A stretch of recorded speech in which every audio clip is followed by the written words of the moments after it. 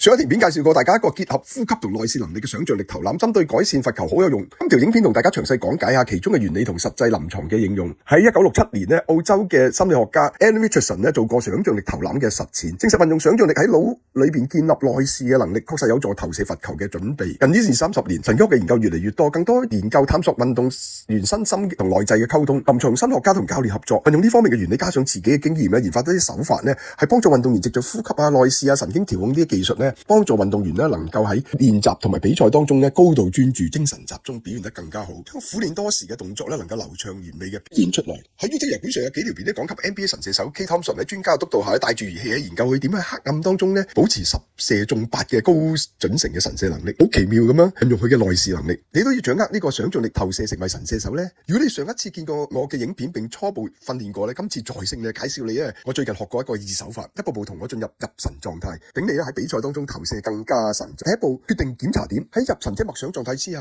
先喺內視嘅影的你投射罰球時嘅片段呈現，找出兩個固定嘅檢查點。我會定神喺 A 雙腳站喺罰球線嗰一點，即係罰球點 A。第二個定點 B 係籃筐。第二步404嘅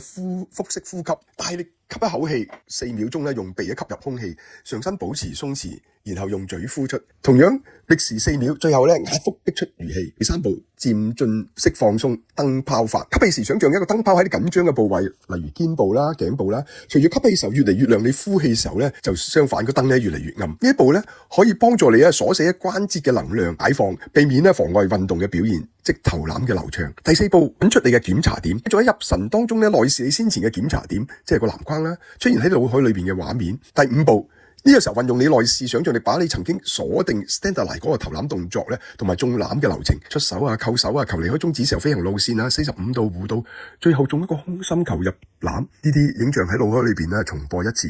有一個好重要嘅技術係善用兩個不同嘅視覺，即係抽離視覺同埋結合視覺。抽離視覺係你自己睇到自己畫面當中做投籃，你會檢視自己動作係咪完美，扣手出手嘅角度方便你微調完善。結合視覺係你投籃時候真實面向見到嘅，一直瞄視着嗰個籃啦，球離開你手前進嘅軌跡等。呢10秒8秒內，你可以交替用不同嘅視覺作內視嘅演練。第六步對接視覺，最後一步你張開眼你見到嘅影像同你先前見到嘅想像力內視做一個對接。因為最後爭取喺瞄籃時候準備投籃前持球嗰剎那再用結合嘅視覺演現一次，咁先至真正投籃。喺比賽射籃嘅時候，當球證鳴哨指向司令台做動作嘅時候，到去站喺罰球線時，你企喺罰球線傳球俾你，你有20幾秒鐘做呢一連串1至5嘅流程。到球接到手準備投射前，你仲有幾秒鐘可以完成最後一步對接視覺，呢個就係2手法。